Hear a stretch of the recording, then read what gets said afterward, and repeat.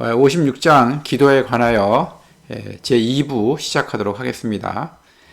자, 그러면 이제 에세이 안에서 어떤 내용이 전개가 됐는지 살펴보도록 하겠습니다. 먼저 가장 눈에 띄는 단어는 두서없는 생각들입니다. 이 본문에서는 이 판타지라고 이야기했는데 이 상상의 산물을 의미하죠. 이것은 이제 진리를 세우기 위해서가 아니라 진리를 찾기 위해서 쓰인 것이다, 이렇게 이야기했고요. 형태도 분명치 않고 해결도 안 되는 토론용 문제이다, 이렇게 밝혔습니다. 그래서 이제 그 명확한 자기 주장이라기보다는 이런 걸 생각해 보면 어떨까요? 하고 던지는 놀잇감 같은 질문이죠. 몽테뉴가 자기 글을 에세라고 하면서 내놓은 것과 같은 결을 가진 표현이라고 이야기할 수 있습니다. 두서없는 생각을 제시하는 것은 저자, 곧 몽테뉴이지만 판단하는 일은 책임 있는 자들에게 위임하려고 한다. 이러면서 몽테뉴는 이들이 나의 행동이나 글뿐 아니라 내 생각까지 다스릴 권한이 있다고 선언을 합니다. 하지만 이제 이런 문장의 진정성에는 의심이 가죠. 과연 그가 다른 사람에게 자기 생각까지 다스릴 권한을 과연 주었겠는가 하는 점에서 말이죠. 또 에세이 나머지 부분을 보면 알겠지만 사실은 그는 자기가 쓰고 싶은 대로 썼습니다. 이교도의 글도 인용했고 기도하는 사람이 악한 기질에서 벗어난다는 것도 그대로 두었습니다.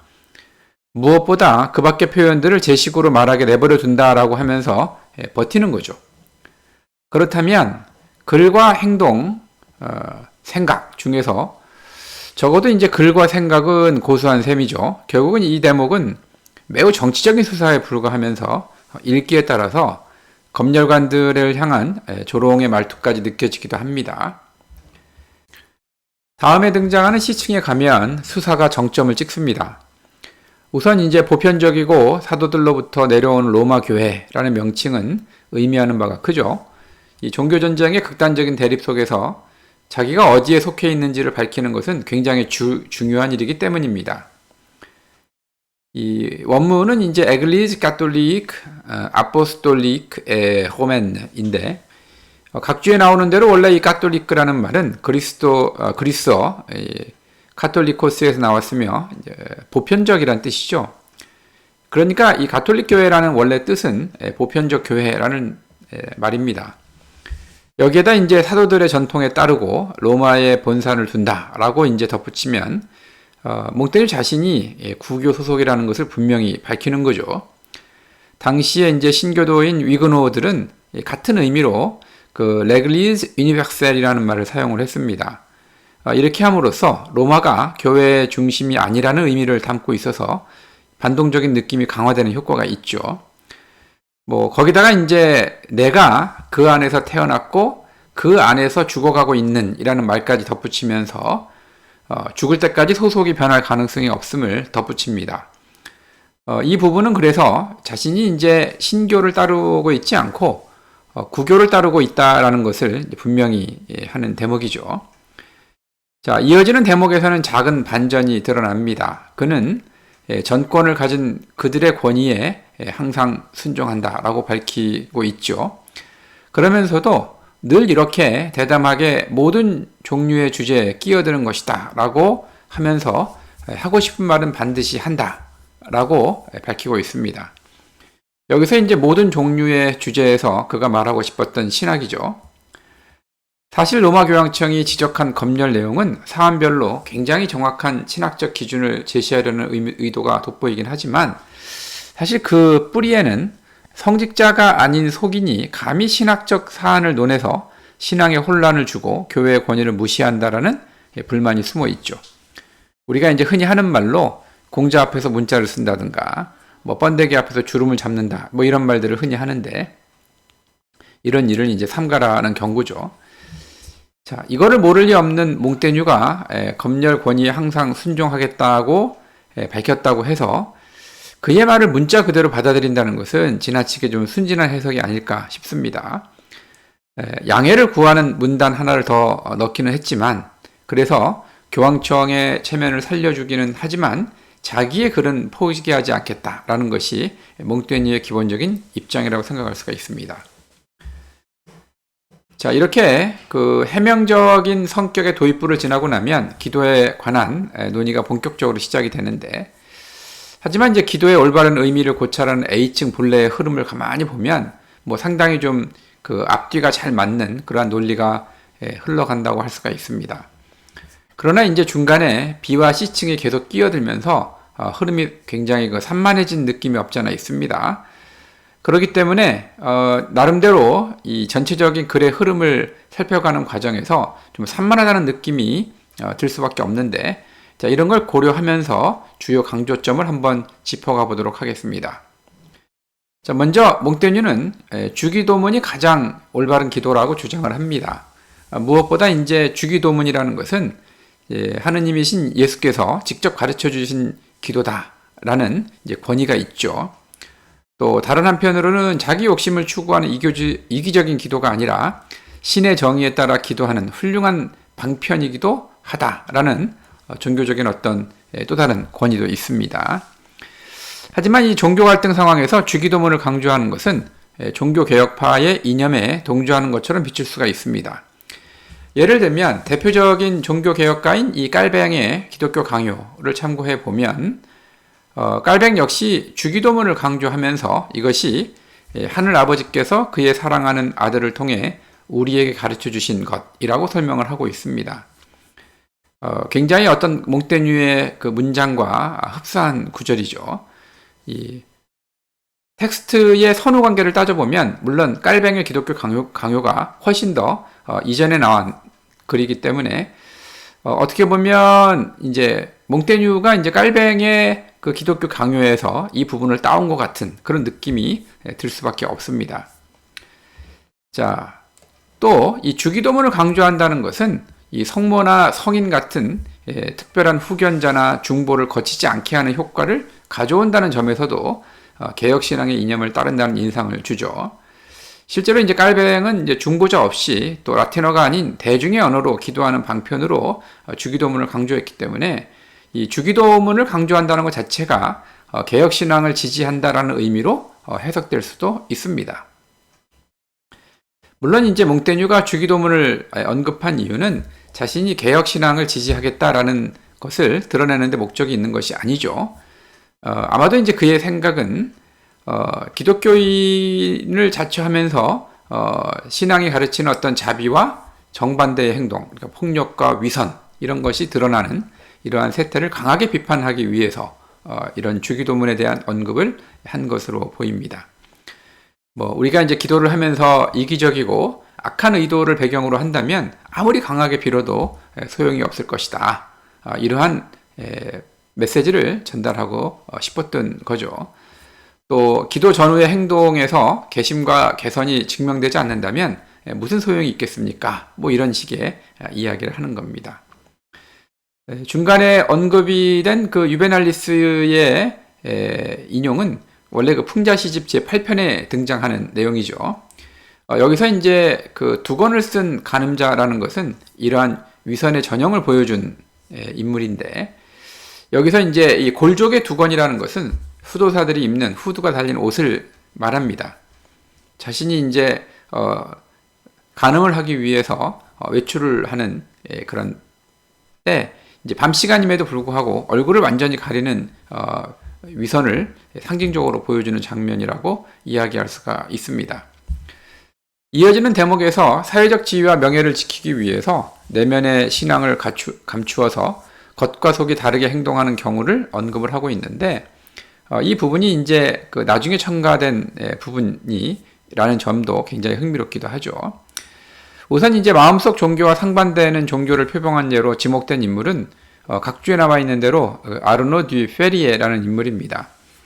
이 사람은 이제 원래 툴루즈 출신이고 법학 박사 학위를 받은 굉장히 좀 뛰어난 인물이어서 이제 교수 자리에 올랐다가 앙리 2세에 발탁되어서 이제 궁중에서 중책을 맡게 되는데, 실제로 이제 궁정 생활을 하면서 여러 차례 그 신교도 인사들에게 호의적인 발언을 하면서 개혁 신앙에 기울었다는 의심을 받았습니다. 이제 그러던 중에 이제 샤를 9세가 이 페리에를 트렌트 공의회의 그 왕의 대사로 파견을 했는데, 공의회에서 프랑스교의 독립을 주장을 하면서 큰 물의를 일으켰죠. 이 프랑스 교회의 독립을 주장한다는 것은 결국 로마 교황청을 무시하고 독자적인 어떤 그 교회를 운영을 하겠다라는 해석을 낳기 때문에 로마 교황청 입장에서는 상당히 민감한 그러한 주장이라고 얘기할 수가 있죠. 그렇기 때문에 이제 개혁 신앙을 지지하는 사람들은 흔히 프랑스 교회의 독립 또 뿐만 아니라 이제 각 나라별 교회의 독립을 주장을 했기 때문에 아마도 이제 이 페리에 같은 사람이 트렌트 공의회에 참석을 할 때는 정치적으로 상당히 좀 이렇게 뭐랄까요, 좀 무난한 그러한 발언을 해야 되는데 이 프랑스 교회의 독립을 주장하는 바람에 당시에 참가를 했던 그 함께 파견이 됐던 그러한 주교들이 굉장히 걱정을 많이 했다라는 기록이 있습니다. 그래서 이제 결국은 공의회에서 퇴출을 당하죠. 하지만 이제 굉장히 좀 유능한 인물이었기 때문에 그 이후로도 이제 베네치아 대사로 활동을 하면서 나름대로 이제 공직을 이어갔습니다. 하지만 이제 그것도 결국 또 실각을 하게 되죠. 나중에 이제 그 앙리 4세가 다시 이제 이 사람을 발탁을 해서 궁정에 이제 복귀를 하게 됐는데 그때 이제 공개적으로 개혁 신앙을 천명을 했습니다. 그렇게 본다면 사실은 오랫동안 저 사람이 이제 개혁 신앙에 상당히 좀 경도된 듯한 발언도 하고 행동을 보여줬지만 자신은 공개적으로 이제 그런 것을 이제 천명하고 있지 않다가 나중에 이제 완전히 종교 개혁이 프랑스에 공식적으로 인정이 되면서 개혁 신앙을 이제 표방을 하더라도 별로 사회적인 어떤 뭐랄까요 불이익이 없다고 생각을 했을 때 자신의 이제 종교적인 성향을 갖다가 이제 말했기 때문에 나름대로 그 당시에는 상당히 좀 화제가 됐던 그런 모양입니다. 그래서 여기서도 이제 몽테뉴는 이제 이 사람을 빗대면서 자신의 사회적 지위와 명예를 지키기 위해서 내면의 신앙을 감추었다라고 이제 비판을 하는 거죠. 자, 그리고 또 이제 요 부분은 단순하게 이 페리에라는 인물을 갖다가 비판을 하고자 하는 것에서 그치지 않고 여기에 덧붙여 갖고 이제 자신의 그 신앙적인 순수성, 다시 말해서 가톨릭 신앙의 확실성을 강변하는 그러한 계기로 삼기도 합니다. 에세이의 여러 군데에서 몽테뉴는 이제 자신이 한때 젊었을 때 개혁 신앙에 약간 경도가 된 적은 있지만 그래도 이제 크게 그쪽으로 기울었던 건 아니고 늘 가톨릭 신앙을 유지했다라는 말을 하고 있기 때문에 아마도 이제 그것을 의식을 해서 자신의 신앙적인 경향을 이런 식으로 다시 한번 강조하려고 하는 그런 문구라고도 볼 수가 있습니다. 또 기도에 관한 견해에서도 개혁신앙과 비슷한 견해를 보였지만 이 성서 번역, 그 다음에 신학적 해석의 전문성에 관해서는 가톨릭의 주장을 강력하게 피력한다는 것도 몽테뉴의 어떤 신앙적인 특성을 보여주는 측면이라고 얘기할 수가 있죠. 사실 종교개혁의 국면에서 이 성서를 갖다가 각 나라의 언어로 번역하는 일은 개혁의 처음이자 끝이라고 해도 과언이 아닐 만큼 굉장히 중요한 이슈였습니다. 뭐 잘 알려졌다시피 루터 같은 경우에는 종교개혁에 본격적으로 뛰어들면서 제일 먼저 한 일이 바로 라틴어 성경을 독일어로 옮기는 거죠. 그렇기 때문에 종교개혁은 이 성서의 번역, 자국어 번역이 굉장히 중요합니다.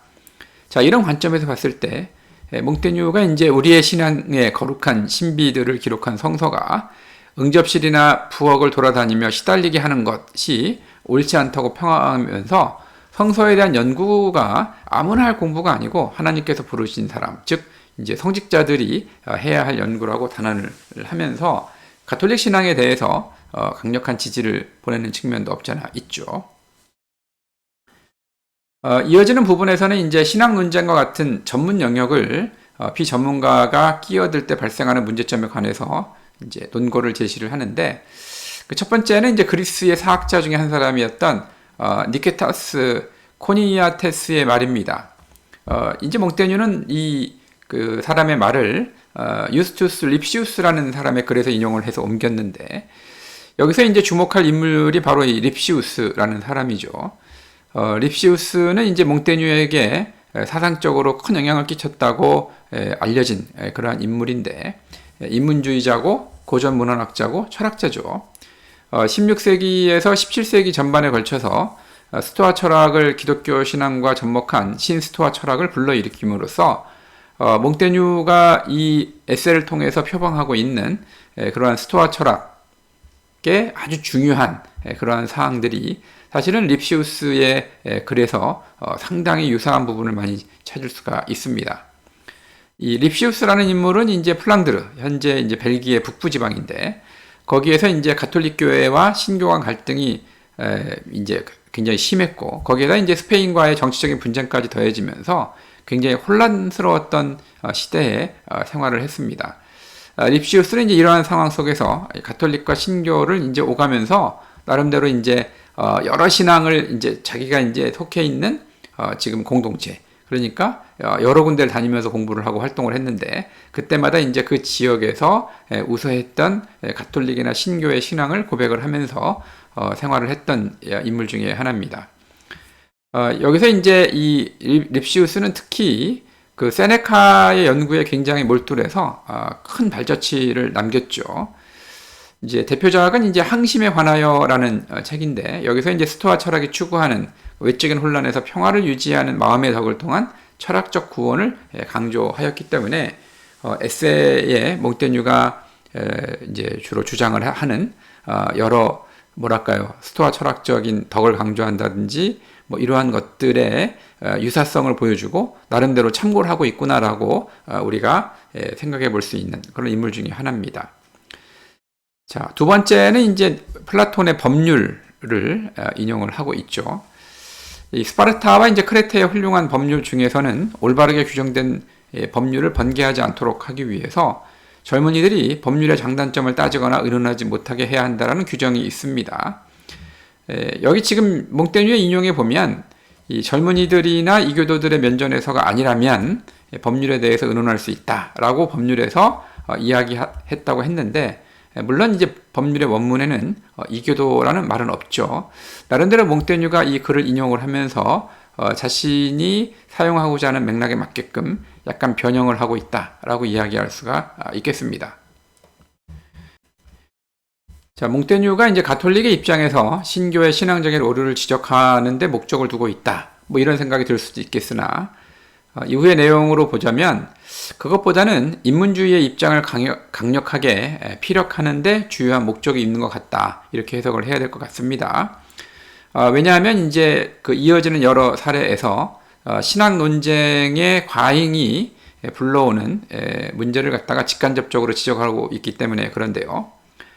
우선 그 오소리우스의 포르투갈의 엠마누엘 왕 이야기에 등장하는 디오스코리드 섬, 현재는 이제 예멘 근처의 스코트라 섬인데, 이 주민들의 기독교 신앙에 대한 이 에피소드는 이 간소한 신앙과 높은 덕이 결합된 예를 보여주고 있습니다.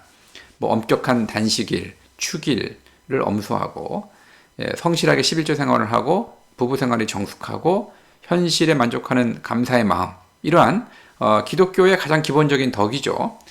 이러한 덕을 잘 지키는 이 사람들이 하고 있는 어떤 종교적인 의식이라는 것은 십자가 장식 하나밖에 없다, 이렇게 이제 언급을 한다는 것은 우리가 어떤 기독교 신앙의 신심이 강하다는 것과 종교적인 지식이라는 것이 비례하는 것이 아니라 오히려 반비례한다. 종교적인 지식이 많고 신앙적인 논쟁이 많이 하면 할수록 어떤 신앙의 깊이는 점점 더 떨어진다라는 이러한 묘한 어떤 모순적인 상황을 설명을 하고 있죠. 현실을 갖다가 그 당시 몽테뉴가 살았던 당시의 현실을 비추어 본다면 지나치게 지엽적인 문제를 가지고 신앙적인 토론을 하는 것이 우리의 신앙에 도움이 되겠는가라는 이러한 메시지를 전달할 수 있는 그러한 예라고 볼 수가 있습니다. 자, 그 다음에 이제 에우리피데스의 인용문은 디오스코리드 섬의 사례와 같은 연장선에서 신의 이름만으로 신앙을 갖기에 충분하다는 의미로 받아들이게 만듭니다. 자, 좀 더 자세한 설명을 좀 곁들여 보자면, 몽테뉴가 인용한 부분은 플루타르코스의 모랄리아 중에서 그 사랑에 관하여라는 글에서부터 나왔죠. 그리스의 비극 작가인 그 에우리피데스는 작품 메날리포스에서 이제 이걸 처음 초연을 할 때 첫 대사를 어떻게 썼는가 하면, 오 주피터요, 당신에 대해 내가 아는 것은 오직 당신의 이름뿐이다. 이렇게 이제 했습니다. 그랬더니 이제 관객들이 막 항의를 하는 겁니다. 여태까지 우리가 주피터에 대해서 해왔던 일반적인 전통적인 신앙과 너무나 어긋나기 때문에 항의를 한 거죠. 그랬더니 이제 전통적인 신앙을 따라서 위대한 신, 진리가 당신을 주피터라 이름하노니 라고 문구를 바꾸었다는 겁니다. 이제 실제로 이제 메날리포스라는 이 작품은 전해지지 않기 때문에 우리가 본문을 읽을 수는 없지만 이 플루타르코스의 전언에 의하면 이러한 현상이 있었다는 거죠. 자, 이렇게 함으로써 이제 플루타르코스가 이야기하고자 하는 것은 뭐냐면 우리가 어떤 그 신앙이라는 차원에서 봤을 때 조상이 물려준 신앙은 사회적 문화의 어떤 기반이 되기 때문에 이거를 약간이라도 변화를 일으키면 큰 혼란이 발생한다라고 이제 자신의 이제 이론을 설명하기 위해서 이런 이야기를 꺼낸 건데, 이러한 것을 통해서 몽테뉴가 이야기하고자 하는 것은 어떤 현재의 어떤 종교적인 변혁, 쉽게 이야기하면 종교 개혁이라는 것이 그동안 프랑스가 쌓아왔던 사회적 문화를 흐트러뜨리면서 신앙의 깊이를 더하는 데는 별로 도움이 되지 않는 이제 그러한 좀 쓸데없는 짓이 아니겠는가라는 것을 이제 간접적으로 표명을 하기 위해서 이런 예를 덧붙였다라고 이야기할 수가 있는 거죠. 그래서 이제 그 몽테뉴가 이야기하고자 하는 것은 지나치게 어떤 삶의 영역에서 일상적인 삶의 영역에서 종교적인 특히 이제 신학적인 어떤 해석이 덧붙여짐으로써 발생할 수 있는 여러 가지 문제점, 이런 것들의 폐해, 이러한 거에 대해서 인문주의자적인 관점에서 비판했다라고 이야기할 수가 있는 겁니다. 그래서 이제 그 당시에 많은 그 종교적인 열정이 좀 이렇게 과한 사람들이 흔히 하는 얘기는 글에 어떤 신학이 섞여 있지 않다라고 불평을 하는 거죠. 그래서 이제 뭐 어떤 글을 쓸 때도 항상 기독교 신앙이 드러날 수 있게끔 글을 써야 되는데, 당신의 글은 왜 그러한 신앙적인 냄새가 나지 않느냐라는 이제 불평을 하는 경우가 있다는 거죠. 몽테뉴가 지향했던 인문주의적인 관점에서 보자면, 과연 신앙이라는 것이 그렇게 일상적인 삶에 녹아 들어가는 것이 과연 타당하고 또 특히 자신이 쓰는 글에까지 그것이 드러나야 한다는 것이 좀 지나친 것은 아닌가라는 문제의식이 있었다고 볼 수가 있겠습니다. 그러니까 조금이라도 어떤 기독교 신앙이 언급되지 않은 글은 인간적이고 철학적이라는 비판을 받기 마련이죠. 자, 이거에 대한 몽테뉴의 답은 신성한 교리는 신성한 만큼 또 성스러운 만큼 근엄하게 모셔 놓아야지 천박한 인간사에 개입하지 않아도 된다라는 식으로 이제 반론을 펼칩니다. 듣기에 따라서는 약간 비아냥이 섞인 주장으로 압축이 되죠. 여기서 이제 우리가 이제 떠오르는 시는 그 자크 프레베르의 시입니다. 우리나라에서는 이제 하느님 아버지라고 번역이 된 이 파테르 노스테르, 이제 프랑스어 번역을 그대로 하자면 주기도문이라는 시죠. 첫 대목은 굉장히 유명합니다. 하늘에 계신 우리 아버지 거기 그냥 계시옵소서. 그러면 우리도 땅 위에 남아 있으리라 라는 첫 구절이 그렇게 되죠. 결국 이 시는 하늘에서 계신 하나님은 하늘에 그대로 계시다면 우리는 우리대로 땅에서 평화롭게 잘 살겠습니다 라고 이야기하면서 지나치게 어떤 일상적인 삶에 종교적인 도구마가 끼어들 때 발생할 수 있는 문제에 대해서 나름대로 풍자를 한 그러한 시로 알려져 있습니다. 그렇기 때문에 이 자크 프레베르의 시와 몽테뉴가 여기서 이야기하고자 하는 바가 어느 정도 일맥상통하지 않는가라는 생각이 듭니다. 자, 이런 점에서 문법이나 수사학이나 논리적 예문들을 거룩한 소재에서 찾는 일도 비판거리다라고 몽테뉴는 보고 있습니다.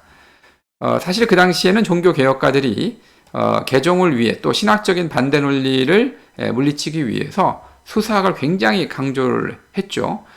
그러면서 수사학이라는 것은 모든 신학적인 논쟁을 하기 위한 도구로 사용되는 상황이었습니다.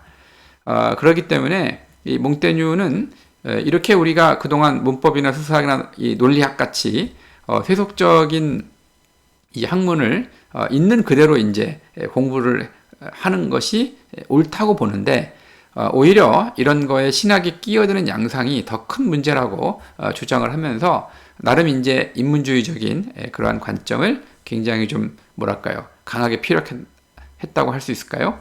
이러한 측면이 있습니다. 자, 그러면서 몽테뉴는 나로 말하자면 인간적인 화법이 인정받지 못한 어휘들로, 즉 운순위, 운명, 사건, 행불행, 재신, 그 밖의 표현들을 제식으로 말하게 내버려 둔다라고 이야기하면서 자기의 목적은 인간적인 소견을 제시하는 것이고 성직자가 아니라 평신도의 방식으로 나름대로 생각해 본 것, 즉 에세를 내놓는 방식이기 때문에 평신도가 종교의 문제에 관해서는 입을 다물어야 한다는 원칙에 충실하려 한다라고 강조를 하고 있습니다. 그래서 이제 맨 처음에 그 검열에 대해서 이야기를 했지만 나름대로 기독교 신앙의 어떤 요소들이 제대로 들어가 있지 않다는 것을 뭐랄까요, 좀 그 간접적으로 비판을 했다고 할까요? 자기 나름대로 나는 어차피 그 속인인 이상, 성직자가 아닌 이상 나름대로 평신도의 입장에서 글을 쓰기 때문에 내 글에 대해서 그렇게까지 비판할 필요는 없지 않냐라는 자신의 진짜 속마음을 간접적으로 드러낸다고 이야기할 수가 있겠죠. 그렇기 때문에 기도에 대해서도 신학적인 옳고 그름을 따져서 첨예한 어떤 논쟁에 끼어드는 대신에 신앙생활의 기본인 기도에 관해서 소박하고 인간적인 상념을 시험 삼아 내놓고자 한다라는 것이 이 몽테뉴가 이 글을 썼을 때의 기본적인 자세라고 이야기할 수가 있습니다. 자, 크세노폰의 기록에서 기도를 더 드물게 해야 된다라는 말은 사실은 기억의 오류에 해당합니다. 소크라테스 회상록 제3권에서 기도에 대한 이야기를 하긴 하지만 소크라테스가 이제 뭐라고 이야기했는가 하면 기도할 때 좋은 것을 달라고 해야 하며 신들만이 무엇이 좋은지를 아는 만큼 금이나 은을 위한 기도는 귀결이 분명하지 않다 이렇게 이야기하면서 재물을 많이 바치면서 사악한 짓을 하는 사람들보다는 적은 재물을 바치는 진실한 자의 기도를 신들이 더 좋아한다라고 이야기하는 대목이 있습니다. 그래서 이건 아마도 크세노폰을 인용을 하면서도 몽테뉴가 나름대로 기억을 좀 잘못하지 않았나 이렇게 이제 볼 수가 있습니다. 자, 이런 기준에서 본다면 인색한 자의 재물 보존을 위한 기도라든지 도둑이 내뱉는 어려움을 극복해 달라는 기도, 행인의 목을 딸 수 있게 해 주어서 감사하다는 기도에 하나님이 응답할 리가 없다라고 몽테뉴는 이야기를 하고 있습니다. 페르시우스의 식구에서 이제 스타이우스라는 사람이 나오는데 이 사람은 이제 그 당시에 아주 상당히 부패한 판관으로 알려져 있습니다. 그런데 이 그 스타이우스조차도 맙소사라고 할 만큼 범죄의 성공을 희구하는 기도는 경악을 불러일으킨다라고 나름대로 페르시우스의 식구를 인용을 하고 있죠.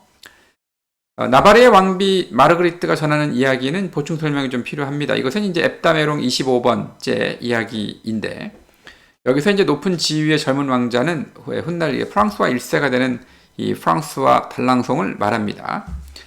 이 이야기에서 이제 그는 그 파리의 변호사 부인과 이제 미래를 즐기게 되었는데 부인의 마음을 얻고자 하나님의 은총에 감사를 하며 그러니까 내가 이렇게 그 이제 내가 원하는 이러한 변호사 부인과 미래를 갖게 되게 만들어 주신 이제 하나님께 감사합니다라고 하면서 이제 우여곡절을 거듭하면서 이제 수도원을 통해서 변호사의 집에 이제 몰래 드나들게 되었습니다.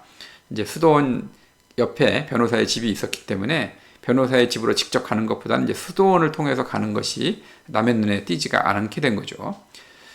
이 프랑스와 달랑송은 상당히 그 남봉꾼이었지만 나름대로 이제 기독교적인 신앙은 이제 가지고 있었습니다. 그래서 이제 애인을 만나러 갈 때는 이제 마음이 급하니까 이제 예배당을 곧장 질러서 이제 갔지만 미래를 끝내고 그 돌아갈 때면 나름대로 예배당에서 그냥 섣불리 나가지 못하고 자신이 갖고 있는 신앙심 때문에 오랫동안 이제 기도를 하는 일을 빼먹지 않았습니다.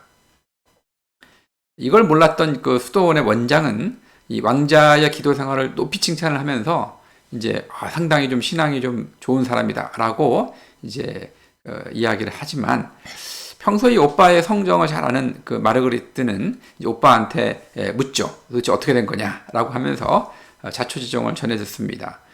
이러면서 자기는 굉장히 궁금했는데 이런 그 진실이 있었다라고 하면서 전체 사건을 이야기하는 것이 이 앱다메롱 제25번 이야기입니다. 그래서 이제 몽테뉴는 이제 이 이야기를 인용을 하면서 각별한 신심의 증거로 내세웠다 이 이야기를 그렇게 하긴 좀 어렵죠.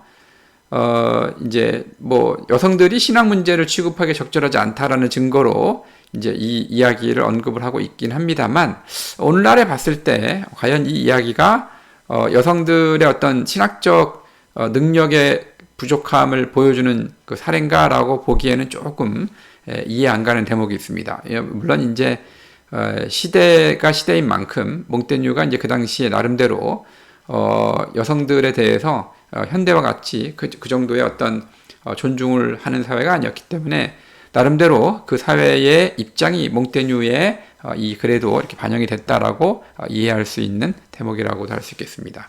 어쨌든 앱다메롱에 등장하는 이야기 자체가 전해주는 뭐랄까요, 약간은 좀 코믹하면서도 풍자적인 그러한 재미는 우리가 좀 같이 느껴볼 수는 있지 않을까라는 생각이 들었습니다. 자, 기도는 이제 하나님의 정의에 따라 응답한다는 점을 강조하기 위해서 몽테뉴가 최종적으로 선택한 사례는 오이디푸스 사건이죠. 이 소포클레스의 클로노스의 오이디푸스를 보면 이 오이디푸스가 자신을 홀대한 아들들이 서로 간 분쟁을 하면서 망하도록 신께 기원하는 장면이 나옵니다. 사실은 지극히 이기적이고 부도덕한 기원이었지만 그 신의 정의에 맞았는지 그 두 아들 폴리네이케스와 에테오클레스는 서로를 죽이는 운명으로 끝을 맺죠.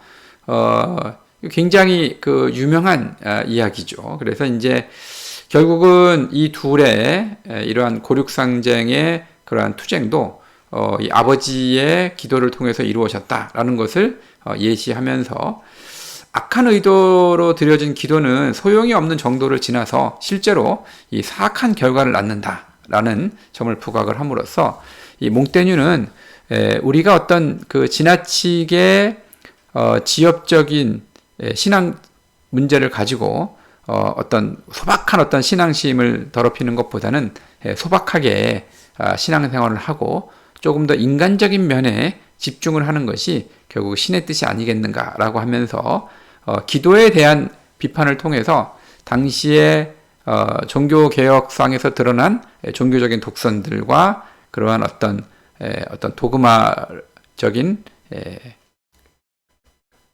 태도가 가지고 오는 문제점들을 지적을 하면서 인문주의자로서의 자신의 태도를 드러내려고 하는 그러한 글이었다라고 우리가 이해할 수가 있는 글이었습니다.